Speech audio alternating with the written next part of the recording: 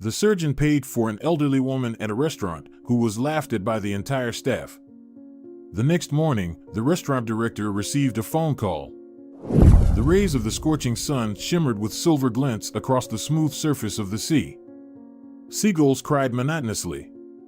Antonio squinted, gazing at the sparkling expanse.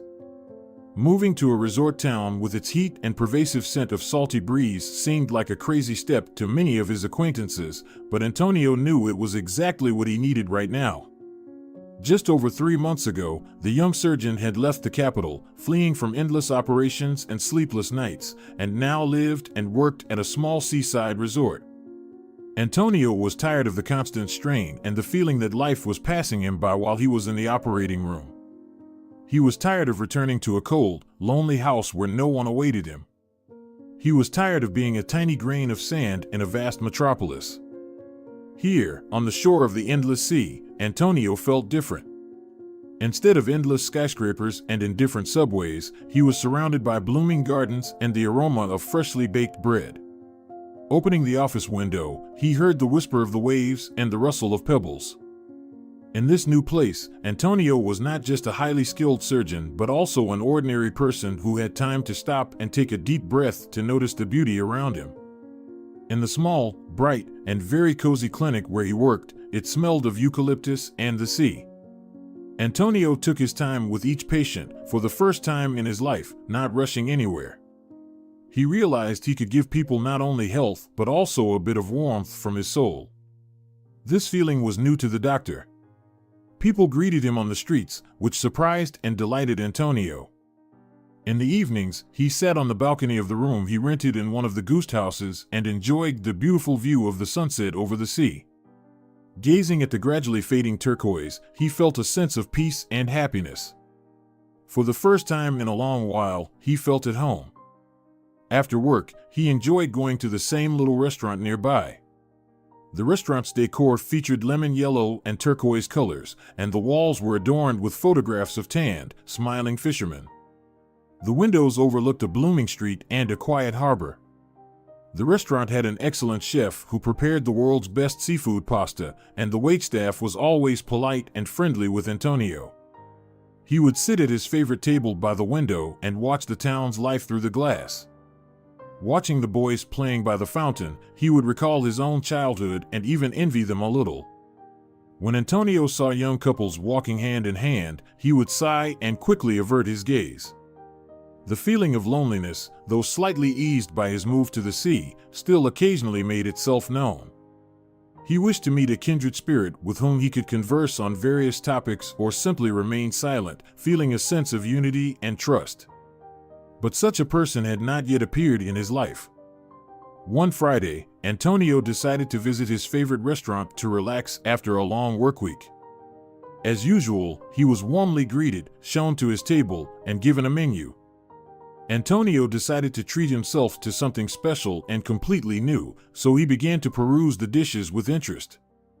He was so engrossed that he did not immediately hear the laughter and whispered comments of the waitstaff who were observing someone intently. The person they were observing was an elderly woman who awkwardly stumbled into the restaurant and, without waiting for an invitation, went to one of the tables. A young waiter tried to stop her, but she stubbornly made her way to the far wall, choosing the best spot for herself. "Madam, but this table is reserved," the young man exclaimed. "Of course," the woman confidently nodded. "I reserved it this morning." Laughter erupted. Other restaurant staff found it amusing for some reason. The waiter tried to protest, but the woman refused to listen. She asked for the menu, and another girl, barely suppressing her laughter, handed it to her. "Please bring me lobsters and a glass of champagne," the woman said. Another burst of laughter followed. "Sorry, but we don't have lobsters today," said the waitress who had given the woman the menu. "Can I offer you something else?" "But how can that be?" the woman wondered. "I think they were recently added to the red list," the waitress joked. The woman looked at her in such confusion that Antonio, who had momentarily looked away from the menu and was now watching the scene with amazement, felt sorry for her. He scrutinized the woman. She looked about 60 and was dressed quite decently. Antonio couldn't understand what exactly was causing the young restaurant staff's amusement.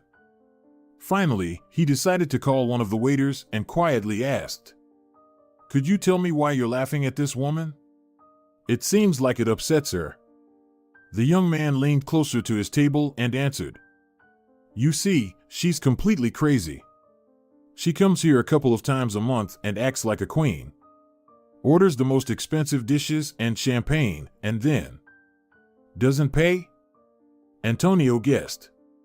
"Exactly," the waiter nodded. "She says her father will come soon and pay the bill." "That can't be," Antonio exclaimed. "But unfortunately, that's what happens," the waiter complained. "I'm telling you, this woman has lost her mind." Antonio glanced again at the elderly woman. She seemed perfectly normal. But the waiter couldn't be making it up. Antonio was about to look away when something made his heart skip a beat. At that very moment, the woman was almost in tears, convincing the waitress that her father would soon appear at the door. "I understand everything, but I can't do anything," the waitress repeated monotonously. Antonio couldn't bear it any longer and got up from his table. He approached the girl and softly whispered in her ear, "Bring everything that this woman ordered. I will pay her bill." The waitress raised her eyebrows in surprise. "All right, sir," she nodded and went to the kitchen. Antonio gave the elderly woman an embarrassed smile and returned to his place. He placed his order and occasionally glanced toward the table where the strange guest was sitting. He saw her receive her dishes, thank the waitress heartily, and then happily begin her meal. This woman really doesn't look poor. She must have been brought up in a very respectable family, Antonio thought to himself. She probably does have some issues with her mind. The waiter brought his order, and the man began to dine leisurely. He saw the elderly woman finish her meal, carefully wipe her mouth with a napkin, thank the waitress, and dignifiedly leave the table and head for the door. The restaurant staff exchanged meaningful glances and smiles as they watched her leave. Antonio finished his dinner and asked for the check. He paid for everything he had eaten, as well as for the dishes ordered by the elderly guest. Then he got up and, deciding to take a walk along the sea, headed for the promenade. 15 minutes later, he had completely forgotten about the strange woman he had observed at the restaurant. The next day, Antonio slept in and got up only around noon. He took a shower, brushed his teeth, and decided to go out for breakfast. To his surprise, his feet led him to the same little restaurant he had visited the day before. Antonio walked inside. At this hour, the dining room was almost empty. He sat at his favorite table, and immediately, the same waitress who had served the elderly woman the day before came over. "We're glad to see you again, sir. What would you like to order today?" Antonio checked the menu and asked for a croissant with salmon and a cappuccino. The waitress nodded and was about to leave when she suddenly slapped her forehead. "Sir, I'm so sorry, I completely forgot to tell you something," the girl exclaimed. "What is it?" Antonio asked, concerned. He wasn't fond of surprises. "Do you remember the woman you paid for yesterday?" she asked. Antonio nodded. "Of course. How could I forget?" he replied. "Well," the waitress began, "this morning, the director of our restaurant received an unexpected phone call. A young woman called, introduced herself as the daughter of that lady, and wanted to know if she needed to pay her mother's bill because she learned from a friend that the elderly woman had dined here yesterday." "And what did the director say?" Antonio inquired politely. He didn't know what to say, the girl admitted. "Fortunately, I was nearby and explained to him that one of our regular customers, meaning you, had paid her bill." "How kind of you," Antonio smiled. The waitress returned his smile and continued. "The director passed on my words to the elderly woman's daughter, and she was so touched that she wanted to meet you and thank you in person." "Are you serious?" Antonio asked, not quite believing it. "Yes, of course," the waitress nodded. "She left her number and asked us to give it to you the next time you came in." With that, the girl asked for a moment and hurried to the back room. A couple of minutes later, she returned with a torn piece of paper from a notebook, hastily scribbled with a phone number. Adriana was written below the numbers. Antonio felt a strange sensation. He was modest and didn't want to seek out compliments, but something inside him urged him to call the stranger. Summoning his courage, Antonio dialed the number. A pleasant female voice answered almost immediately. "Good afternoon," the man began. "My name is Antonio, and I'm calling you from the restaurant where your mother had dinner last night. I paid her bill." "Oh, I'm so glad you called," the girl exclaimed. "My name is Adriana, and it's very nice to meet you. If you don't mind, I would like to meet you in person and thank you for what you did." "Oh, it's such a small thing," Antonio wanted to say, but something stopped him. He suddenly felt a strong desire to see the woman he had spoken to on the phone in person. "All right," he replied, somewhat embarrassed. "I've just placed my order and will be here for another hour or so." "Wonderful," Adriana responded. "My mother and I live nearby. I'll come by in 15 minutes. They ended the call. Antonio felt his heartbeat quicken after this brief conversation. He anxiously and eagerly awaited Adriana's arrival, mentally picturing her. However, when the door to the restaurant opened a quarter of an hour later, he saw someone who far exceeded all his fantasies. Before him stood a beautiful young woman with long chestnut hair, more lovely than anyone he had ever met. The stranger was dressed in a white lace dress, cinched with a brown leather belt, and matching woven sandals. A small bag on a long golden chain was slung over her left shoulder. Antonio stood up, feeling both embarrassed and delighted. The girl immediately noticed him and approached. From this distance, the doctor saw that she had gently blue, almost transparent eyes. "You must be Antonio, right?" she asked. "Yes," the man nodded. "And you're Adriana?" "That's right," the girl smiled. Antonio thought that only angels smiled like that. "Let's sit at my table," he suggested. Adriana nodded, and Antonio, pulling out a chair, helped her to sit. "I came not only to thank you," Adriana began excitedly, "but also because I need to share something with someone. I hope you'll forgive me for this weakness." Antonio was surprised, but didn't ask any questions, allowing Adriana to continue. "Yesterday you were so generous to pay for my mother, whom everyone laughed at. Thank you for that. I must admit, her behavior worries me greatly." "But what's wrong with her?" Antonio asked cautiously. Adriana nervously clasped and then unclasped her hands. "The thing is, in her youth, she went through a very severe tragedy. At the time, she was pregnant with me. I don't know exactly what happened, but it's somehow related to my grandfather and aunt. Mom gave birth to me on time and immediately bonded with me. But she couldn't handle the responsibilities of motherhood, so my aunt took on most of the responsibility for little me." Having said that, Adriana absently picked up a napkin and started twisting it in her hands, seemingly trying to calm her agitation. "As far back as I can remember, my mother was always absent-minded. My aunt said that she could half-dress me, leave me on the changing table, and then go into another room, standing there by the window, gazing at the clouds. That's why my aunt never left me unattended. The older my mother got, the stranger her behavior became. If, in my early childhood, she would retreat into herself for a short period, by the time I was in school, she began to forget so completely that she could leave the house for 2 or 3 hours and then not remember where she had been." Antonio gave Adriana a sympathetic look. "I can imagine how hard it must be for you," he said. He wanted to take her hand to comfort her, but hesitated. "Now that I'm grown up, my mother has completely forgotten who she is now. It's as if she relives every day the period of life that preceded the tragedy. She's going back to the past, where everything was still fine." Antonio guessed. "Yes," Adriana confirmed, trying to smile, but failing. "Oh, how sad," Antonio said softly. Adriana nodded, and her shoulders shuddered.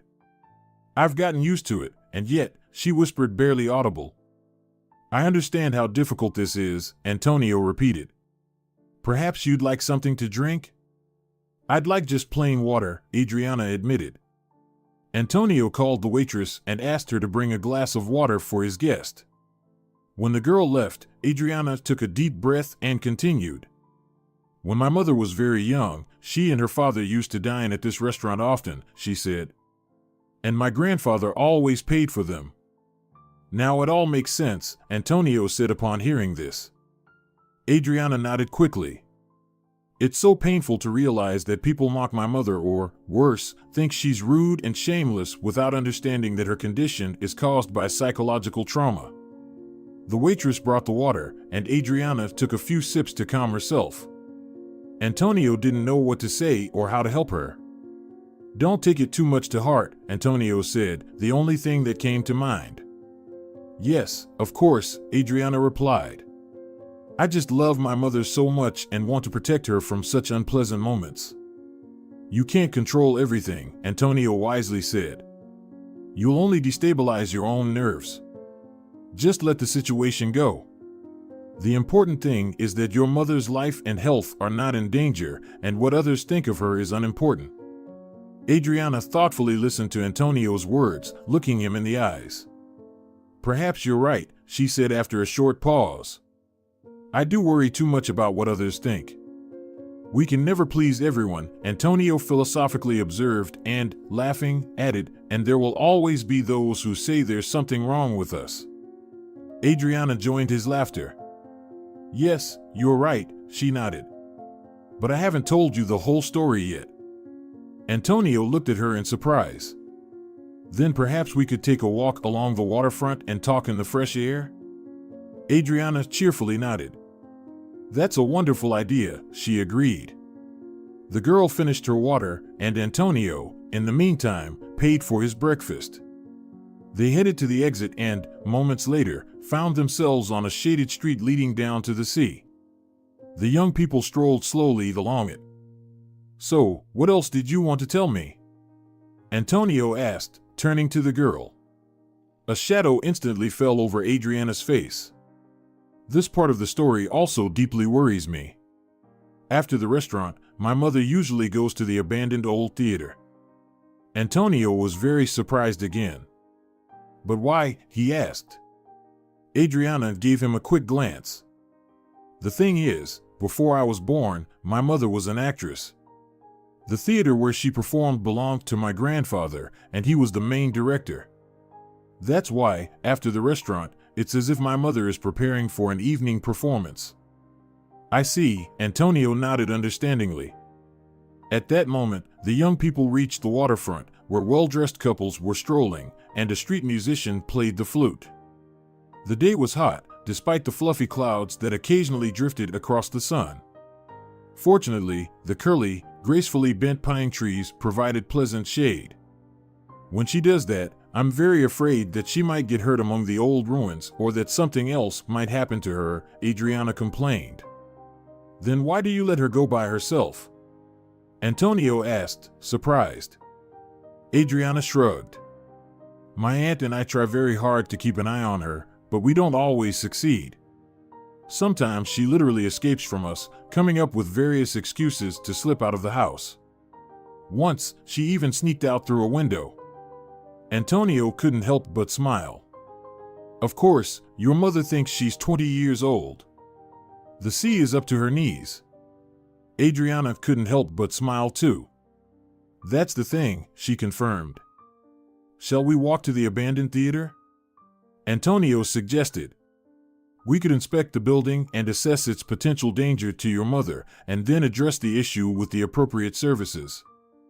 Adriana's face brightened. Oh, that's a good idea, she exclaimed. Let's go, it's not far from here. With that, the enthusiastic girl started walking a little faster. Antonio walked beside her, feeling something special. He hadn't felt so interested in someone's company in a long time. He felt ready to follow Adriana to the ends of the earth. After 10 minutes, they reached the far end of the waterfront and emerged onto a small round square surrounded by trees. In the center was a non-functioning fountain. The paving tiles here were old. In many places, they were covered with deep cracks from which grass was growing. Antonio had never been here before. Why was this place abandoned? It's right in the center of the city, he wondered. This building still belongs to our family, Adriana shivered and confessed.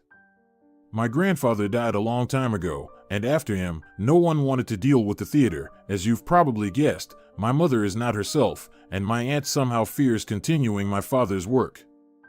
Was your aunt also an actress? Antonio asked. Yes, she used to shine on stage, but as far as I know, she always got only supporting roles. With that, Adriana lightly kicked a small stone. Your mother was the leading actress, wasn't she?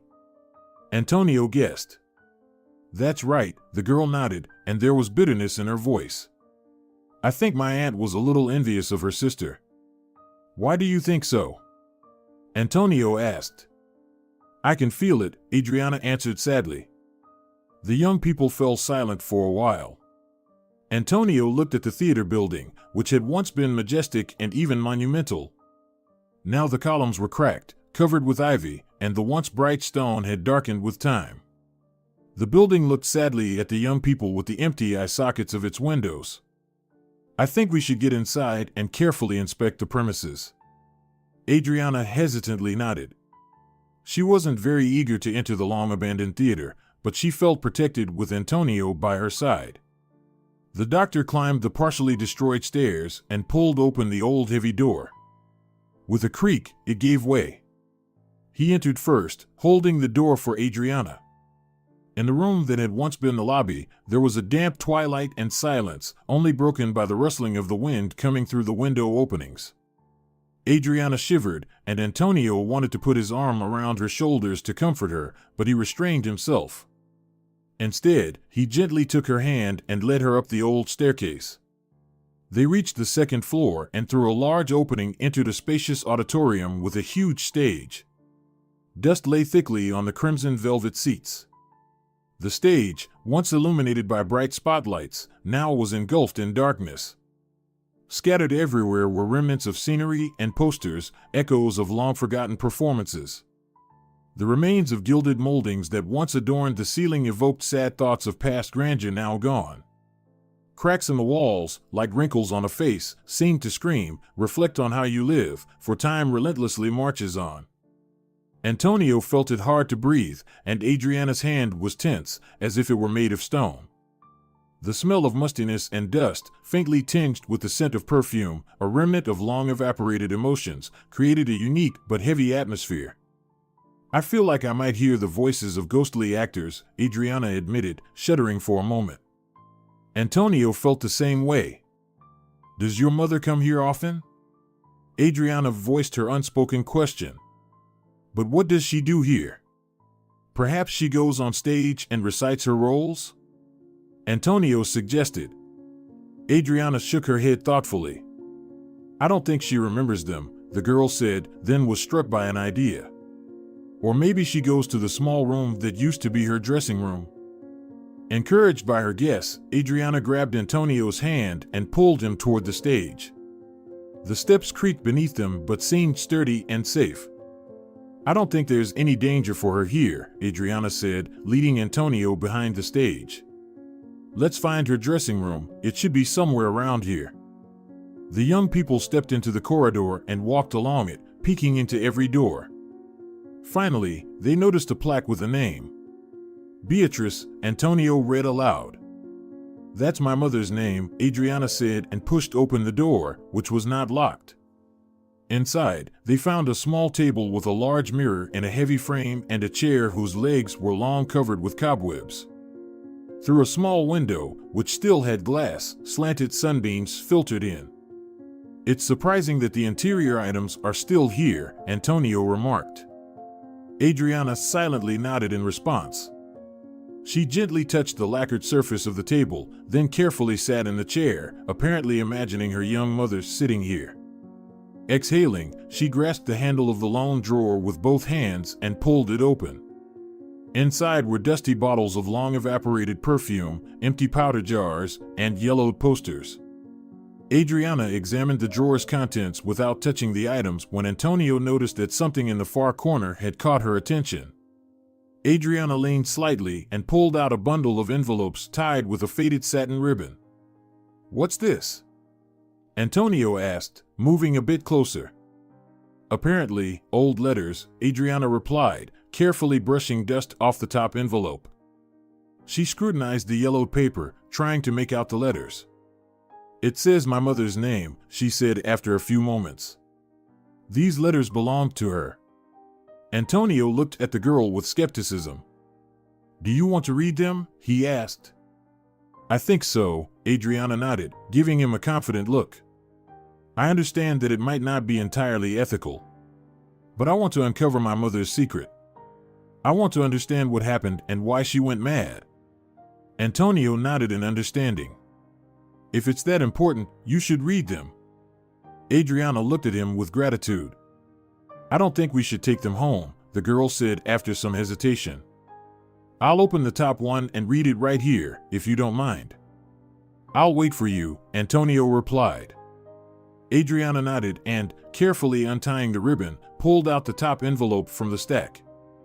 It was open, and she easily retrieved a folded, yellowed piece of paper from it. "Beloved and dearly loved Beatrice," Adriana read aloud and, swallowing nervously, delved into the reading. Here's what was written in the letter. "Beloved and dearly loved Beatrice, I know that your father does not want to see us together, but I love you more than life itself and want to be with you. Yesterday, when you played Isabella in The Lilac Night, I nearly lost my mind from tenderness for you and admiration for your talent. I applauded louder than anyone in the hall. I noticed that your father turned to me and steadied me with a piercing, scrutinizing gaze.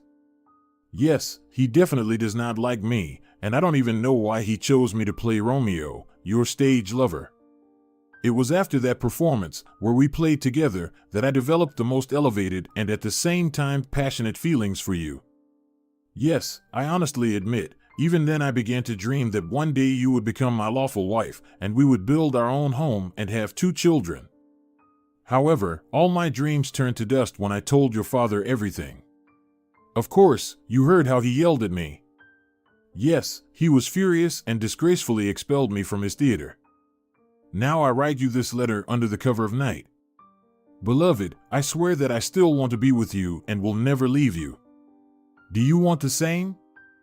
If so, we can run far, far away from here, to a place where no one will ever find us. There we will start a new life. We will join another theater, and you will again play leading roles, for you are such a brilliant actress. If you agree, send me a message. Your faithful and devoted Bernardo." After reading the letter, Adriana quickly relayed its contents to Antonio. "It seems we've found the key to your mother's mystery," the man said. "A tragic love and separation." Adriana nodded thoughtfully. "But Bernardo didn't give up when my grandfather expelled him from the theater. Perhaps my mother was simply scared and refused to run away with him?" Antonio stroked his chin. "Yes, that might be the case. And then she could have regretted it. And gone mad with remorse?" Adriana said skeptically. "I find it hard to believe such a thing happens."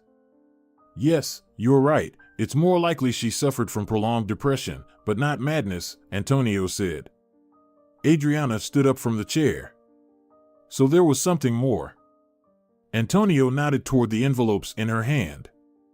"Maybe you'll find the answer in the other letters?" he asked. But Adriana shook her head. "No, I already checked, and the dates on the other envelopes are older. The letter I read was the last one." "Meaning?"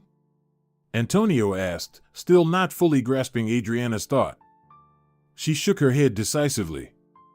"Meaning, I need to have a serious talk with my aunt. She's my mother's older sister and surely knows something about this whole situation."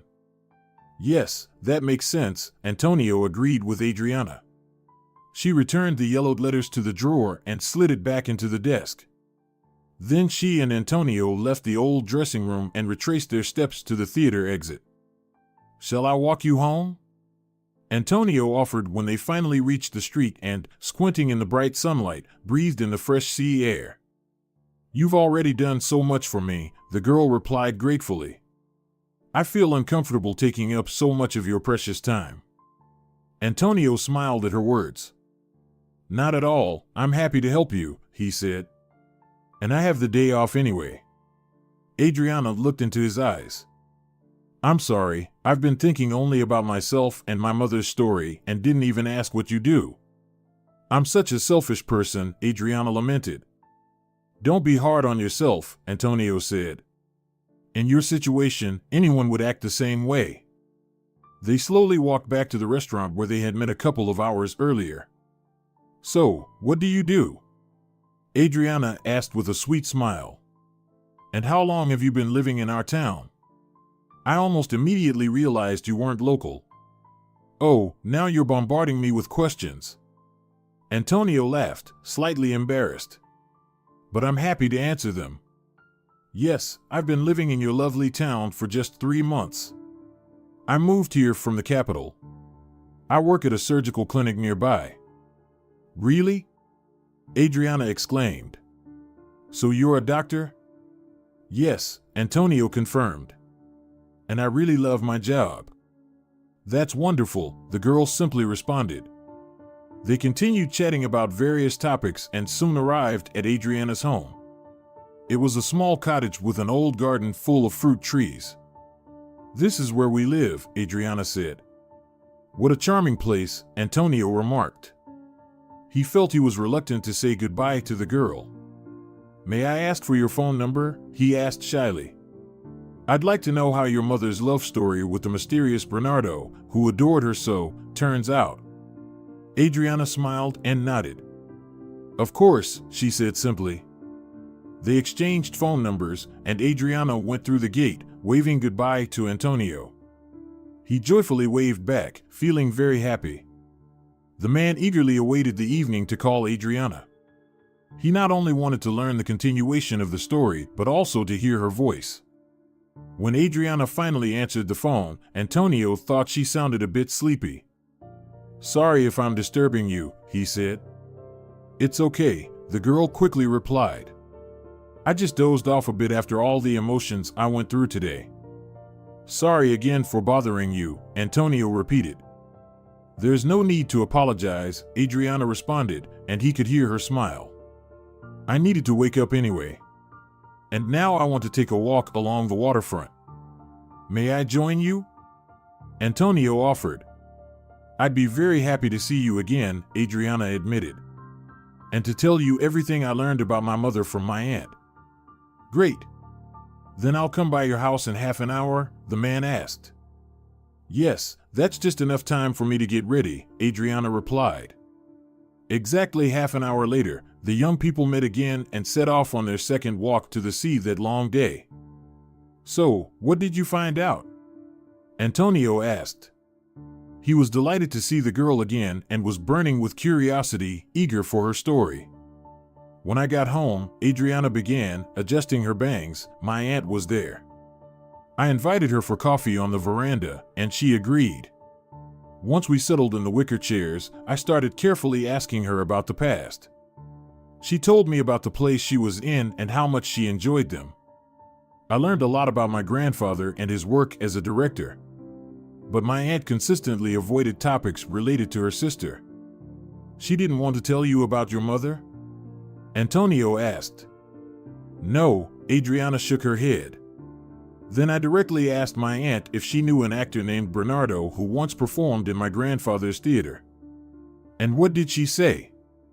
Antonio asked with interest. Adriana paused for a moment, as if catching her breath, then continued. At first, my aunt hesitated. It was clear she didn't want to talk about it. But then I pressed on and told her I had read his letter addressed to my mother. Adriana paused again, and Antonio felt she needed his support. He took her hand, and she looked at him gratefully. When my aunt heard this, she started crying, Adriana said bitterly. And she told me the whole truth. At that moment, they reached a beautiful statue of two lovers surrounded by benches, and Antonio suggested sitting on one. Adriana nodded with excitement. Maybe I should get some water, the man asked with concern. No, I'm fine, Adriana replied and continued her story. My aunt said that when Bernardo wrote that letter, she accidentally entered my mother's dressing room and read it. Fearing that her sister would make a mistake and run away, and also feeling envious, she told everything to my father. He was furious but realized he couldn't force his younger daughter to stay. So he decided to be cunning and made a deal with my aunt to deceive her sister. But how? Antonio was astonished. "Oh, this is the worst part," Adriana exclaimed. My aunt told my mother that she had been secretly meeting Bernardo. "Good heavens!" Antonio gasped. A couple passing by cast curious glances at him and giggled, but he paid them no mind. He was completely focused on Adriana's words. "Did Beatrice believe her?" he asked. Adriana nodded sadly. "Yes, she believed it, and it broke her heart. My aunt still can't forgive herself for this." "And that's when she lost her sanity?" Antonio asked cautiously. Adriana shook her head. "No, that happened later when my mother found out that Bernardo had died."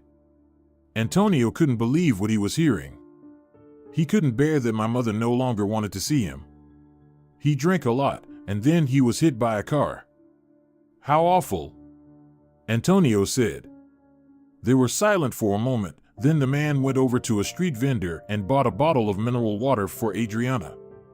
She accepted it gratefully and, unscrewing the cap, took a few sips. "Thank you, Antonio.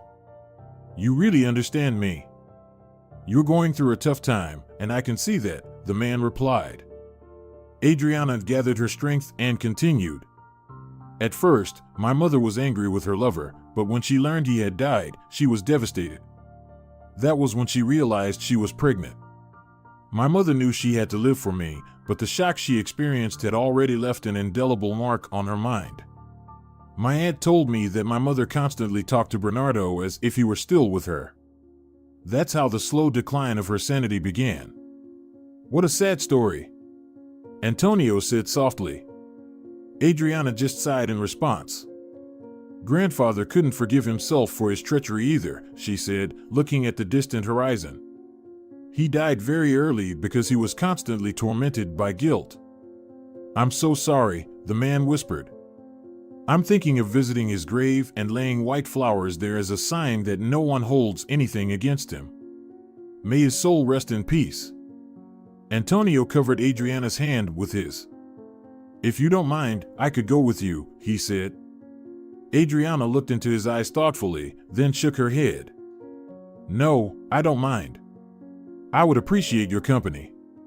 You're such a sensitive listener, it's a rarity." "Thank you, Adriana." The young people sat silently for a while, watching the sun slowly hide behind the edge of the sea, painting it in the sky in shades of pink. After visiting the cemetery together, they continued to meet almost every day. They found new topics to talk about, but the old story that brought them together forever bonded them, creating a strong, trusting connection. Talking with Adriana, Antonio no longer felt lonely. He felt that the girl was getting the support she needed from him, which made him happy. Each day, they grew closer to each other. One day, Antonio suggested going somewhere with Adriana and her mother, and the girl gladly agreed. Of course, Beatrice was a bit distant and quiet, but Antonio felt she enjoyed their company. He decided to make their outings together a nice tradition. Gradually, the young people became almost like family to each other, and Antonio began to think about proposing to Adriana. He wanted the moment to be special. He spent a long time visiting jewelry stores in search of a unique ring that would suit his beloved. Finally, in one of the tiny shops, he accidentally noticed a ring with a blue stone resembling a forget-me-not flower. Without hesitation, he bought it. The old jeweler carefully placed the delicate item in a beautiful velvet box, and Antonio thanked him sincerely. Antonio decided to propose to Adriana by the sea at sunset. The next day, he invited her for a walk, and she happily agreed. They strolled leisurely along the waterfront when Adriana suddenly noticed a pod of dolphins swimming on the horizon. "They're so free and happy," the girl sighed. "How I wish I could go on a carefree journey like a dolphin, forgetting everything in the world." "With me?" Antonio asked with a smile. Of course, dear, Adriana replied without hesitation. Antonio hugged her tightly and spun her around. Then he stopped, set Adriana down on the ground, knelt, and pulled the box with the ring from his pocket. My beloved, will you be my wife? Antonio asked with a pounding heart. I promise to take you wherever you want and will gladly fulfill all your heart's desires. Adriana couldn't believe her eyes. Oh, Antonio, she said, feeling tears of happiness streaming down her cheeks. Of course, I will be your wife. Antonio placed the ring on her finger and, rising to his feet, hugged and kissed her tightly. Passers-by smiled as they watched, and some even took photos. A little boy brought Adriana a bouquet of forget-me-nots, and the girl thanked him warmly. I will never forget this happy moment, she whispered to Antonio. You are the best in the world. The wedding day was sunny but not hot. The sea delighted the eye with all shades of azure and turquoise. On the deck of the rented boat stood an arch decorated with white roses and forget-me-nots. Antonio, in an elegant suit, waited anxiously for his beloved. Adriana, who appeared before him in a flowing white wedding dress like a sea wave, looked stunning. Family and friends of Antonio and Adriana came to share this happy day with them. Among them were Antonio's patients and former colleagues from the capital. When Adriana approached the altar, her eyes shone with happiness. Antonio could not hold back his tears as he looked at his beloved. She had become a ray of light that illuminated his life after long years of loneliness. The ceremony was simple but touching. The priest's words about love and fidelity sounded like a gentle melody of the wind. After Antonio and Adriana were declared husband and wife, the guests gathered at the festive table, which was also decorated with flowers. Laughter and jokes filled the air. Antonio and Adriana, gazing into each other's eyes, danced the first dance as newlyweds. When the man returned to the table, one of his friends, who was a doctor from the capital, quietly approached him. I think your wife's mother might have some issues, he said. Antonio just nodded in response. Beatrice was sitting next to Adriana, with a confused but happy smile on her face.